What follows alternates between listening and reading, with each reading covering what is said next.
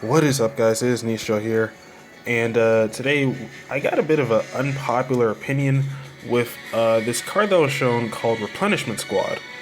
And so what it does, it's pretty much like another like rehash of Supply Squad, which we happen to get at the beginning of Arc 5 format. So we're getting another version of it at the beginning of Reign's format. So I think it's nice. So what it does is that if you take 1,000 or more damage from your opponent's card, so from their attack or from their effect, you draw a card for each 1,000 you took. So if you took 1,500, you would draw one card.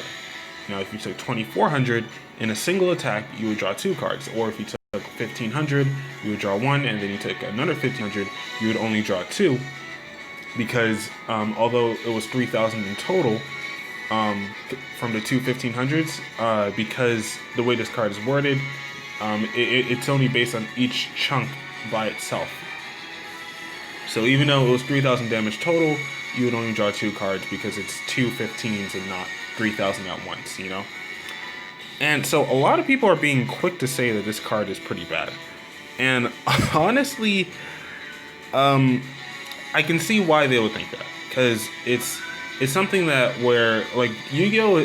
Has always been, like, for the past few years, since, like, probably, like, 5D's format, where it's, like, a lot of players don't really mind sacrificing their own life points.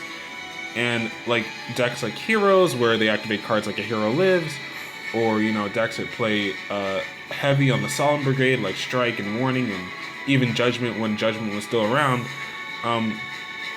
we didn't really care about life points too much, like we only we care about our life points until like we don't care about it until it gets to zero.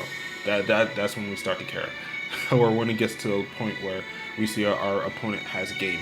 You know, it's like we always use cards like Instant Fusion, Cosmic Cyclone, and there are even cards where we give our opponent life points. Like when Upstart Goblin was at 3, nobody cared that they played 3 Upstart Goblin, that they gave their opponent 3,000 free life points.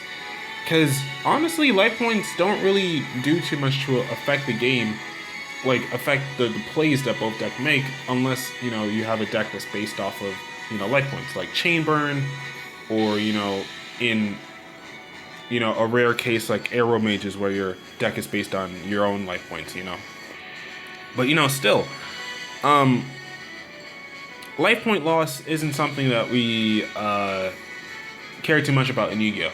Right? And so a lot of the time there's decks that take out their own life points, and so a card like this in those type of decks might not be that useful, because it's at a point where it's like, okay, I wouldn't be able to use too much of its effect anyway, so since I'm sacrificing my own life points, so it may not do me any good, right? But you have to understand that not every deck is like that.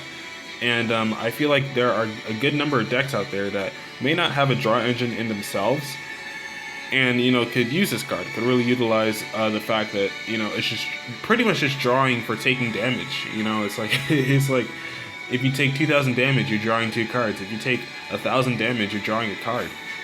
I feel like it'd be really useful for advancing your game state and comeback factor. If you draw something that could help you come back against your opponent, or if you're just letting your opponent attack you just so you could draw cards. There's a lot of strategy to this card, and I feel a lot of people are just overlooking it just because of the fact, like, oh, Yu-Gi-Oh! Is at a point where people OTK, and by the time you use this card, it may not be that relevant. I mean, still, it kind of has the same thing with Supply Squad, and I understand both this card and Supply Squad are kind of gimmicky, and I wouldn't blame you for saying that, because they both kind of are, because you won't always have a monster on the field with Supply Squad, and even when you do, it may not always get destroyed. It may get sent back to the hand, shuffled back. There's always a lot of cards that didn't always destroy them, and even when they did, it was only one card. And Supply Squad was only once per turn. Now this card isn't once per turn, first off, so it's not just one, like the first damage that you take, you draw for it. It's like every time you take damage, you draw for it. And second, if you have multiple copies, just like Supply Squad, if you have multiple copies of this card, you're drawing 2 cards for taking 1,000 damage. You're drawing 4 cards for taking 2,000 damage. And you're like, Nistro, that's so situational. You know what? You're probably right. It is. But how many times can you say that you are drawing cards for taking such simple damage? I mean, taking 1,000 life points for drawing 2 cards? I don't think that's a bad deal. I know, I understand. You would have to draw 2 of these, and it's not something that's always going to happen. But, you know, I feel like a lot of people aren't really giving this card a chance, and I feel like people should play test this card before actually, you know, judging it. And I understand, you know, we're in a meta where, you know, deck like Zoo and True Dracos are around, right? So, you know, it's understandable, you know, they have cards like Trident, Twin Twisters, Cosmic Cyclone, the True Dracos Bone Traps, you know, it's understandable why people think this card wouldn't be that good. Because, you know, if you activate it, people are just going to try to destroy it. And, you know, even if you do have it up, you know, you might just get OTK'd anyway. But, you know, True Dracos and Zoos aren't really OTK decks. They're more like control decks. You know, Masterpiece with his effect to banish, and Zoos with Trident and their back row heavy style. It's not something that will OTK you completely. It's more of the rogue decks in this format that OTK you. And I understand that making big boards is something that's always important, and you know, pushing for game is something that's always going to be around in Yu-Gi-Oh from this point on, like those aggressive turbo decks. And this card may not help against those decks because they may just beat you anyway. But you know, if you only have this card, like let's say you have this card in your hand, you have 4 other cards to try and stop your opponent. There are tons of cards, and let's say you draw into a Ghost Ogre or Ash Blossom, then you have even more protection, you know? So I just think people need to give this card a chance.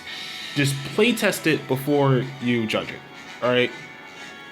Because I honestly think this card has some potential.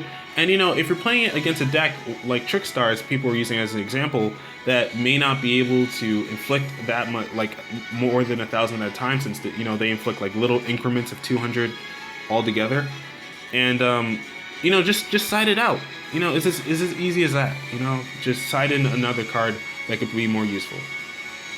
But you know, I guess people aren't willing to be too creative in Yu-Gi-Oh. You know, I guess it's just something that doesn't happen too much. It's a harsh reality, but I guess that's all I have to say for now. Honestly, this card could be absolute crap, you know? But it's like, I think people should really try it out before they judge it. Simply because of the potential that it has.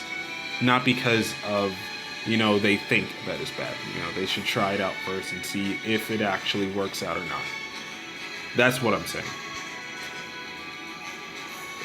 Don't mean to offend anyone, but, you know, that's my opinion. This was Nisha here, signing out. Peace.